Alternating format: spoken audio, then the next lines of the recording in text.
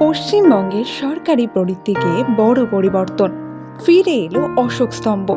পশ্চিমবঙ্গ সরকারের প্রশাসনিক পরিচয় বা অফিসিয়াল সিলে এক বড়সড় পরিবর্তন লক্ষ্য করা যাচ্ছে। এতদিন আমরা যে নীল সাদা বৃত্তাকার ব অক্ষর সংবলিত বিশ্ব বাংলা লোগোটি দেখে অভ্যস্ত ছিলাম, তার জায়গায় এখন থেকে সরকারিভাবে পুনরায় ব্যবহৃত হতে চলেছে ভারতের জাতীয় প্রতীক অশোক স্তম্ভ বা লায়ন ক্যাপিটাল।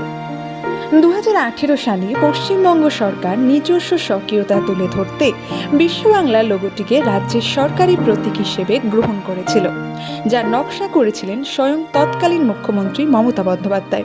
তবে সাম্প্রতিক প্রশাসনিক সিদ্ধান্তে এবং আইনি কাঠামোর সঙ্গে সামঞ্জস্য রেখে পুনরায় অশোক স্তম্ভকে অগ্রাধিকার দেওয়া হচ্ছে। উল্লেখ্য যে ভারতের অধিকাংশ রাজ্যই তাদের সরকারি শিলমোহর জাতীয় প্রতীকের ব্যবহার বজায় রাখে। অশোক স্তম্ভ বা লায়ন ক্যাপিটালের নিচে খোদাই করা থাকে সত্যমেব জয়তে, যার অর্থ সত্যেরই জয় হয়। এটি সারনাথের অশোক স্তম্ভ থেকে নেওয়া। এই প্রতীকটি দেশের সার্বভৌমত্ব, একতা এবং ন্যায় বিচারের পরিচয় বহন করে।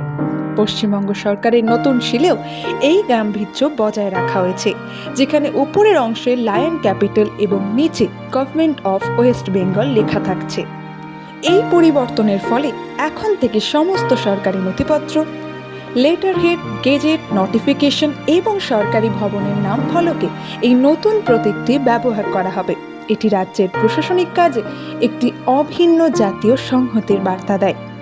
ঐতিহ্য এবং আধুনিকতার মেলবন্ধনে এই নতুন বা পুনঃপ্রতিষ্ঠিত প্রতীকটি এখন থেকে বাংলার সরকারি পরিচয়ের প্রধান ভিত্তি। আপনি কি মনে করেন এই পরিবর্তনটি প্রশাসনিক গাম্ভীর্য আরও বৃদ্ধি করবে? জানান আপনার মত আমাদের কমেন্টে।